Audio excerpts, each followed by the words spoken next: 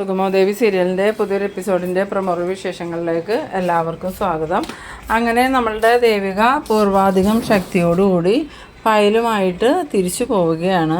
അതും നന്ദനുമായിട്ടുള്ള ജീവിതം അവസാനിപ്പിച്ചുകൊണ്ട് തന്നെ പോകാനിറങ്ങുന്ന സമയത്ത് പ്രഭാവതി ആണെങ്കിൽ മോള് ഇപ്പോൾ പോവല്ലേ, ഒന്നും കൂടി ആലോചിച്ചിട്ട് ചെയ്താൽ പോരെ, ഇതെല്ലാം മോളുടെ തെറ്റിദ്ധാരണ മൂലമെന്നൊക്കെ പറയുമ്പം അമ്മ എന്താ പറയണേ, എനിക്കൊരു തെറ്റിദ്ധാരണയില്ല, എന്തായാലും ഞാൻ പോകാൻ തീരുമാനിച്ചു കഴിഞ്ഞു, ഇനി ഈ കുടുംബത്തിൽ ഞാൻ ജീവിക്കില്ല എന്നും പറഞ്ഞ് ദേവിക പോകാനിറങ്ങുമ്പം സിദ്ധാർത്ഥനോട് പ്രഭാവതി പറയുന്നുണ്ട്, സിദ്ധു ദേവികയെ ഒന്ന് തടയുക, സിദ്ധു പറഞ്ഞാൽ ദേവിക കേൾക്കുമെന്ന് പറയുമ്പം സിദ്ധാർത്ഥൻ ചോദിക്കുന്നുണ്ട്, ഞാൻ എന്താ പറയേണ്ടത്, സ്വന്തം ഭർത്താവിനെ മറ്റൊരു പെൺകുട്ടിയുടെ കൂടെ ഒരു ഹോട്ടൽ റൂമിൽ നിന്ന് പിടിച്ചു, അതും ദേവിക നേരിട്ട് ചെന്ന്, എന്നിട്ടും ദേവികയെ ഞാൻ തടയണമെന്നൊക്കെ ചോദിച്ച് വഴക്ക് പറയുന്നുണ്ട്.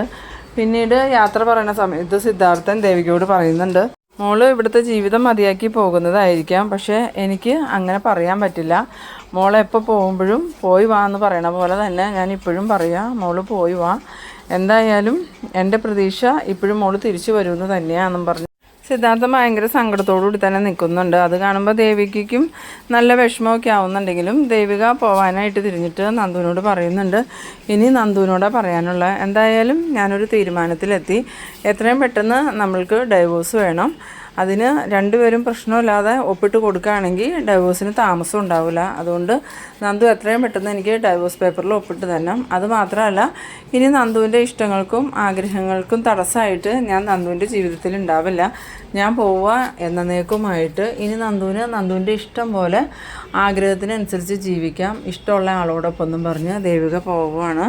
അന്നേരം പ്രഭാവതിക്കാണെങ്കിൽ ഇത് കണ്ടു നിന്നിട്ട് ആകെ സങ്കടമാവുന്നുണ്ട്. നന്ദനാണെങ്കിൽ എല്ലാം കൈവിട്ടുപോയ ആ ഒരു അവസ്ഥയിൽ തന്നെയാണ്. ഈ ഇസബല്ലയും നന്ദനുമായിട്ട് യാതൊരു ബന്ധവുമില്ല എന്നുള്ള കാര്യം നന്ദനൊക്കെ അറിയാം, പക്ഷേ ദേവികയാണെങ്കിൽ ഇവരെ സംശയിച്ചിട്ടാണ് ഈ ഒരു തീരുമാനത്തിലെത്തുന്നത്. അതുമാത്രമല്ല പ്രഭാവതിക്കാണെങ്കിൽ സത്യങ്ങളെല്ലാം ദേവികയോട് തുറന്നു പറയാനും സാധിക്കണില്ല. സത്യങ്ങൾ പറയുമ്പം ഋഷിയുടെ കൊലപാതകത്തെക്കുറിച്ചും പറയേണ്ടി വരുമെന്ന് പ്രഭാവതിക്ക് അറിയാം. അങ്ങനെ പറഞ്ഞിട്ടുണ്ടെങ്കിൽ അത് കൂടുതൽ പ്രശ്നമാകുമെന്ന് മനസ്സിലാക്കിയിട്ടാണ് പ്രഭാവതി മിണ്ടാണ്ട് നിൽക്കണേ. അങ്ങനെ ദേവിക ഇറങ്ങിപ്പോകുന്ന സമയത്ത് ഈ പ്രഭാവതിയാണ് ഈ മോളെന്നും പറഞ്ഞ് കരയുന്നുണ്ട്. എന്നിട്ട് നന്ദനോട് പറയുന്നുണ്ട്, നന്ദ നീ എന്താ ഒന്നും മിണ്ടാതെ നിൽക്കണേ, നീ ദേവികയെ തിരിച്ചു വിളിക്കുന്ന എന്താന്ന് പറയുമ്പം ഞാൻ എന്ത് പറയാനാ അമ്മേ, എല്ലാം എൻ്റെ കയ്യിൽ നിന്ന് പോയില്ലേ, ഇനി ഞാൻ പറഞ്ഞിട്ട് എന്താ കാര്യം, എന്തായാലും ദൈവവിധി ഇങ്ങനെയായിരിക്കും, ഞാൻ സഹിക്കാമെന്നും പറഞ്ഞ് കരഞ്ഞുകൊണ്ട് മേളിലോട്ട് ഓടിക്കയറി പോകുന്നുണ്ട്.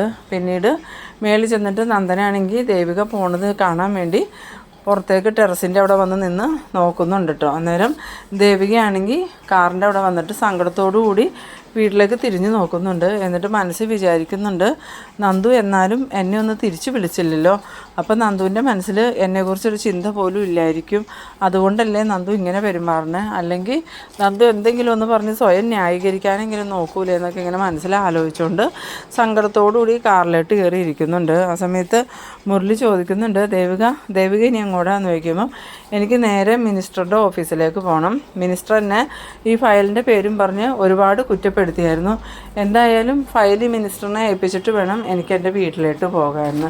ഇതേ സമയം നമ്മളുടെ പ്രഭാവതിയാണെങ്കിൽ ആകെ സമനില തെറ്റിയതുപോലെ ഇങ്ങനെ ഇരുന്ന് എണ്ണി പറക്കുന്നുണ്ട്.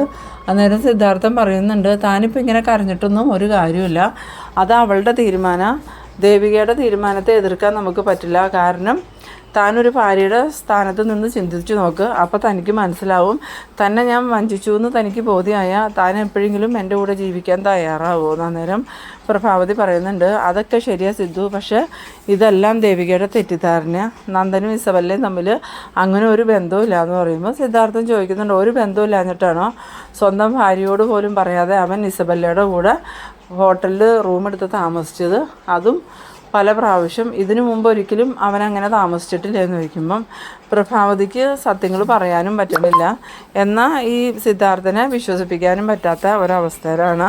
ഇതേസമയം ഗിരീഷിൻ്റെ വീട്ടിൽ ഗിരീഷ് ചെന്ന് കഴിഞ്ഞതും രജനി ചോദിക്കുന്നുണ്ട്, ഗിരി നന്ദനെ കാണാൻ പോയിട്ട് എന്തായി, നന്ദനെ കിട്ടിയോന്ന് ചോദിക്കുമ്പോൾ നന്ദനെ കിട്ടി, നന്ദനെ മാത്രമല്ല നന്ദൻ്റെ കൂടെ ഇസബല്ല ഉണ്ടായിരുന്നു എന്ന്. അന്നേരം രജനി ചോദിക്കുന്നുണ്ട്, ഗിരി എന്തൊക്കെയായി പറയണേ, ഇസബെല്ല എങ്ങനെയാണ് നന്ദൻ്റെ കൂടെ ഉണ്ടാവണേന്ന് ചോദിക്കുമ്പം അത് തന്നെ ഞാനും ചോദിക്കുന്നത്. ഇസബെല്ല എന്തിനാണ് നന്ദൻ്റെ കൂടെ ഉണ്ടാവണേ? അതും 2 ദിവസമായിട്ട് നന്ദനും ഇസബെല്ലയും അവിടെ ആ ഹോം സ്റ്റേയിലുണ്ടായിരുന്നു. ഞാനും ദേവികയും അത് അറിഞ്ഞിട്ട് തന്നെയാണ് അങ്ങോട്ട് ചെന്നത്. അവിടെ ചെന്നപ്പോൾ ദേവികയോട് അവൻ അവിടെ നിന്ന് ഇറങ്ങിപ്പോകാൻ പറഞ്ഞു. അന്നേരം ഈ രജനിക്കാണെങ്കിൽ അതൊന്നും വിശ്വസിക്കാൻ പറ്റില്ല. എന്നിട്ട് രജനി ചോദിക്കുന്നുണ്ട്, ഗിരി എന്തൊക്കെയാണ് ഗിരി ഈ പറയണേ?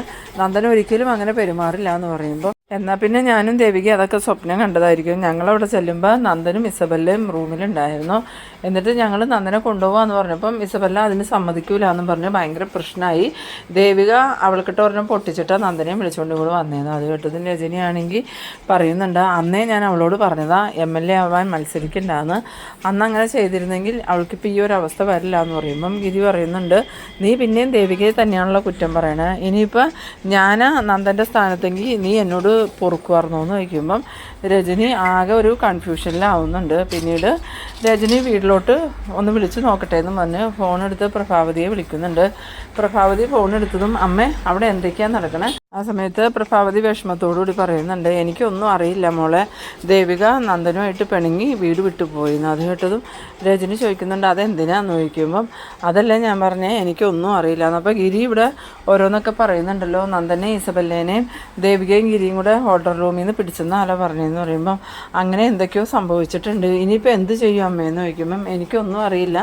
എന്തായാലും ഗിരിയോട് പറഞ്ഞ് ദേവികയെ അടുത്തൊന്ന് സംസാരിക്കാൻ പറ, ദേവികയെ ഇങ്ങോട്ട് തന്നെ മടക്കി കൊണ്ടുവരണം എന്ന് പറയുമ്പം രജനി പറയുന്നുണ്ട്, അവളുടെ വാശിക്ക് പോയതല്ലേ, പിന്നെ ഇതിനെ അമ്മ മടക്കി കൊണ്ടുവരാൻ നടക്കണേന്ന് ചോദിക്കുമ്പം അങ്ങനെയല്ല, നന്ദൻ്റെ ഭാഗത്തുനിന്ന് കുറച്ചധികം തെറ്റുകൾ സംഭവിച്ചിട്ടുണ്ട്. പിന്നെ കുറച്ച് ദേവികയുടെ തെറ്റിദ്ധാരണയുണ്ട്. എന്തായാലും ദേവികയെ നമുക്ക് കൈവിട്ട് കളയാൻ പറ്റില്ല എന്ന്. പിന്നീട് കാണിക്കുന്നത് നമ്മളുടെ ദേവികേനെയാണ്. ദേവികയാണെങ്കിൽ കാറിൽ നിന്ന് ഇറങ്ങി മിനിസ്റ്ററുടെ ഓഫീസിലോട്ട് കയറി ചെല്ലുന്നുണ്ട്.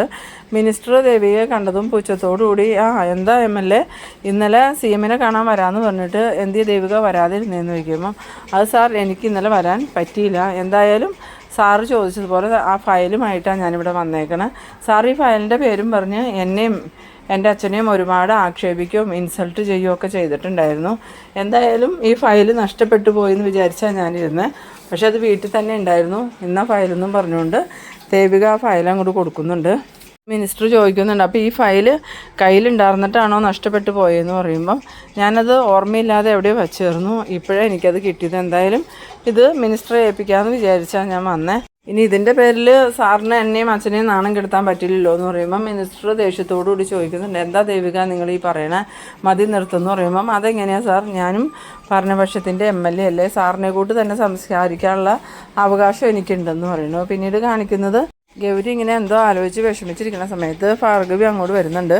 എന്നിട്ട് നീ എന്താ ഗൗരി ഇങ്ങനെ ഇരിക്കണേ, നിനക്ക് എന്താ പറ്റിയെന്ന് ചോദിക്കുമ്പോൾ അതമ്മേ ഒരു പ്രശ്നമുണ്ട്, മുരളിയേട്ടൻ ഇപ്പോൾ വിളിച്ചിട്ടുണ്ടായിരുന്നു. എന്ത് പ്രശ്നം, മുരളിക്ക് എന്താ കുഴപ്പമെന്നൊക്കെ ചോദിക്കുമ്പം മുരളിയേട്ടന് കുഴപ്പമൊന്നുമില്ല, അവിടെ ചന്ദ്രോത്ത് ചെറിയ പ്രശ്നങ്ങളൊക്കെ ഉണ്ട്, ദേവിക നന്ദനുമായിട്ടുള്ള ബന്ധം വേണ്ടെന്ന് വെച്ച് ചന്ദ്രോത്തുനിന്ന് ഇറങ്ങിപ്പോയിരുന്നു. അത് കേട്ടതും ഭാർഗവി ചോദിക്കുന്നുണ്ട്, അതെന്തിനാ അവൾ നന്ദനുമായിട്ടുള്ള ബന്ധം വേർപെടുത്തിയത്? എന്തായാലും MLA ആയതിനു ശേഷം അവൾക്ക് ഇത്തിരി അഹങ്കാരം കൂടിയിട്ടുണ്ട്, അതെങ്ങനെ അവളുടെ അനിയത്തിക്ക് അവളുടെ തന്നെ സ്വഭാവമല്ലേ കിട്ടിയേക്കണേന്നൊക്കെ പറഞ്ഞ് ഷാരികേനെയും കുറേ ചീത്ത പറയുമ്പം ഗൗരി പറയുന്നുണ്ട്, ഇതൊന്നും അല്ല അമ്മേ പ്രശ്നം, നന്ദന് ആ ഇസബെല്ലയുമായിട്ട് എന്തോ ഒരു ബന്ധമുണ്ട്. ജേഷേട്ടനും ദേവികയും കൂടി ചേർന്ന് അവരെ 2 പേരെയും ഏതോ ഒരു ഹോം സ്റ്റേ ചെന്ന് കൈയോടുകൂടി പിടികൂടി, അതിൻ്റെ പേരിലാണ് ദേവിക വീട് വിട്ട് പോയെന്ന്. ആ സമയം ഭാർഗവി പറയുന്നുണ്ട്, നേരാണോ നീ പറയണതൊക്കെ? ഇതൊക്കെ എൻ്റെ പ്രഭക്കുഞ്ഞ് എങ്ങനെ താങ്ങും? എന്തായാലും ഞാൻ ഇപ്പം തന്നെ ചന്ദ്രോത്തേക്കൊന്ന് ചെല്ലട്ടെ, സത്യങ്ങളൊക്കെ പ്രഭക്കുഞ്ഞിൽ നിന്നും അറിഞ്ഞാലേ എനിക്ക് സമാധാനം ആവുള്ളൂ പറഞ്ഞ് ഭാർഗവി പോകാനും ഒരുങ്ങുമ്പം ഗൗരി പറയുന്നുണ്ട്, അമ്മേ അവിടെ ചെന്നിട്ട് അമ്മ എന്ത് പറയാനാ? എന്തായാലും പ്രഭാൻ്റെ ഇപ്പോൾ ആകെ ടെൻഷനിലിരിക്കുമായിരിക്കും, അമ്മ ഇപ്പോൾ പോവാതിരിക്കണേ നല്ലതെന്ന് പറയുമ്പോൾ ഭാർഗവി പറയുന്നുണ്ട്, പ്രഭകുഞ്ഞിന് സങ്കടമുള്ള സമയത്തല്ലേ ഞാൻ അവിടെ ചെല്ലേണ്ടത്, അതുകൊണ്ട് ഞാൻ എന്തായാലും ഇപ്പം തന്നെ പോകും, പിന്നെ അത് കഴിഞ്ഞിട്ട് വേണം എനിക്ക് ആ ദേവികയുടെ വീട്ടിലേക്കൊന്ന് പോകാനെന്നും പറഞ്ഞുകൊണ്ട് ഭാർഗവി പോകാനും ഒരുങ്ങുന്നുണ്ട്. പിന്നീട് കാണിക്കുന്നത് നമ്മളുടെ നന്ദനാണിങ്ങനെ ആകെ വിഷമിച്ചിരിക്കുന്ന സമയത്ത് ഇസബെല്ല നന്ദന് ഫോൺ ചെയ്യുന്നുണ്ട്. ഫോൺ എടുത്തതും നന്ദൻ എന്താ ബെല്ലാന്ന് ചോദിക്കുമ്പോൾ അവിടെ എന്താ വിശേഷം, പ്രശ്നങ്ങളൊക്കെ തീർന്നു എന്ന് ചോദിക്കുന്ന സമയത്ത് നന്ദൻ പറയുന്നുണ്ട്, പ്രശ്നങ്ങളൊന്നും തീർന്നിട്ടില്ല, എല്ലാം തുടങ്ങിയിട്ടുള്ളൂ. എന്തായാലും ദേവി ഇന്ന് വീട് വിട്ടുപോയി, ഇനി ദേവി ഒരിക്കലും എൻ്റെ ജീവിതത്തിലേക്ക് തിരിച്ചു വരില്ല എന്നും പറഞ്ഞാൽ ഇവിടുന്ന് ഇറങ്ങിപ്പോയെന്ന്. അത് കേൾക്കുമ്പോൾ ഇസബെല്ലയ്ക്കാണെങ്കിൽ ഭയങ്കര സന്തോഷമാവുന്നുണ്ട്. കാരണം ഇസബെല്ല വന്നത് തന്നെ ദേവികേനെയും നന്ദനെയും പിരിച്ചിട്ട് നന്ദൻ്റെ ജീവിതത്തിലേക്ക് ഇസബെല്ലയ്ക്ക് കയറാൻ വേണ്ടിയിട്ട് തന്നെയാണ്. അപ്പോൾ ആ ഒരു പ്ലാൻ വിജയിച്ച സന്തോഷം ഇസബെല്ലയ്ക്ക് ഉണ്ട്. ഇനിയിപ്പോൾ നന്ദനെ എങ്ങനെയെങ്കിലും വീടിന് വെളിയിൽ ഇറക്കണം എന്നുള്ള ആ ഒരു ചിന്തയിൽ ഇങ്ങനെ ഇസബെല്ല ഇരിക്കുന്നുണ്ട്. നന്ദനാണെങ്കിൽ ഫോൺ വെച്ചിട്ട് ഇങ്ങനെ ഓരോന്ന് ആലോചിച്ചിരിക്കുന്നുണ്ട്. പിന്നീട് പ്രഭാവതി ആണെങ്കിൽ ഗിരീഷിനെ വിളിക്കുന്നുണ്ട്. ഗിരീഷ് ഫോൺ എടുത്തതും എന്താ മേഡെന്ന് ചോദിക്കുമ്പം എനിക്ക് ഗിരിയോടൊരു കാര്യം പറയാനുണ്ട്. ഗിരി ദേവികയെ കണ്ടൊന്ന് സംസാരിക്കണം. നന്ദനുമായിട്ടുള്ള ബന്ധം വേണ്ടെന്ന് വെച്ച് ദേവിക ഇവിടുന്ന് ഇറങ്ങിപ്പോയി. എത്രയും പെട്ടെന്ന് ദേവികയെ തിരിച്ചിങ്ങോട്ട് കൊണ്ടുവരണം എന്ന് പറയുമ്പം ഗിരീശൻ ചോദിക്കുന്നുണ്ട്, മേഡം എന്തൊക്കെയാണ് ഈ പറയണത്? ഞാനും ദേവികയും നേരിട്ട് കണ്ടതാ നന്ദനും ഇസബെല്ലയും തമ്മിലുള്ള കാര്യങ്ങളെല്ലാം. അന്നേരം ഞങ്ങൾ ചെന്നപ്പം നന്ദൻ ദേവികയോട് അവിടെ നിന്ന് ഇറങ്ങിപ്പോകാൻ പറഞ്ഞത്, അല്ലാതെ ഇസബെല്ലയോടല്ല. അതൊക്കെ കണ്ട ഒരു പെൺകുട്ടി എങ്ങനെ നന്ദനോട് ക്ഷമിക്കണമെന്നാണ് മേഡം പറയണേന്ന്. അത് കേട്ടതും പ്രഭാവതി പറയുന്നുണ്ട്, അതൊക്കെ നിങ്ങളുടെ തെറ്റിദ്ധാരണ മാത്രമാണ്. നന്ദനും ഇസബെല്ലയും തമ്മിൽ അങ്ങനെ ഒരു ബന്ധമില്ല എന്ന്. എന്നാൽ പിന്നെ നന്ദൻ അത് അവിടെ വെച്ച് എന്തുകൊണ്ടാണ് ദേവികയോടും എന്നോടും പറയാതിരുന്നത്? ഇസബെല്ല റൂമിൽ പോകുമെന്ന് പറഞ്ഞപ്പം നന്ദൻ അവളെ പേടിച്ച് അപ്പം തന്നെ റൂമിലോട്ട് കയറിപ്പോയല്ലോ. അതിൻ്റെയൊക്കെ അർത്ഥം എന്താ വേണ്ടുന്നത്? അത് കേട്ടതും പ്രഭാവതിക്കാണെങ്കിൽ പിന്നെ എന്ത് പറയണമെന്ന് അറിയില്ല. ഇസബെല്ല ഋഷിയുടെ കൊലപാതകത്തിൽ നിന്നും നന്ദനെ രക്ഷിച്ചതുകൊണ്ടാണ് നന്ദൻ അങ്ങനെ ഇസബെല്ലയുടെ കൂടെ നിൽക്കണമെന്നുള്ളൊരു കാര്യം പ്രഭാവതിക്ക് പറയാനും പറ്റില്ല. അങ്ങനെ പ്രഭാവതി ആണെങ്കിൽ ആകെ നിശബ്ദയായി നിൽക്കുന്ന ആ ഒരു സീനിലാണ് കേട്ടോ ഈ എപ്പിസോഡ് അവസാനിക്കുന്നത്. അപ്പോൾ നിങ്ങളെൻ്റെ വീഡിയോ ആദ്യമായി കാണുന്നവരാണെങ്കിൽ ചാനലൊന്ന് സബ്സ്ക്രൈബ് ചെയ്യാനും ഇഷ്ടമായാൽ ലൈക്ക് ചെയ്യാനും ഷെയർ ചെയ്യാനും മറക്കരുത്. അപ്പോൾ ഇതുപോലെ ഇൻട്രസ്റ്റിംഗ് ആയിട്ടുള്ള അടുത്തൊരു എപ്പിസോഡുമായി വീണ്ടും കാണാം. അതുവരേക്കും ബൈ ബൈ.